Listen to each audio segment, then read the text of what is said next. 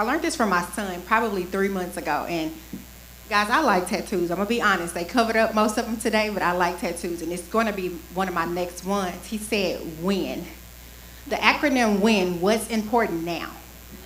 We get so caught up in the big picture, sometimes we don't slow down enough to deal with what's in front of us. And so what made me think about that is when Boss Lady was like, I see a spot and I sweep the whole floor. What's important right now is getting that spot up. I'm wasting extra time cleaning the whole floor because the floor wasn't the problem, that spot was the problem. And I could have been using the other time doing something else that I needed to do. So if I can leave that nugget with you, and I got that from my 24-year-old, is win, what's important now to get me where I'm going in this season, right? And so then the other thing is this.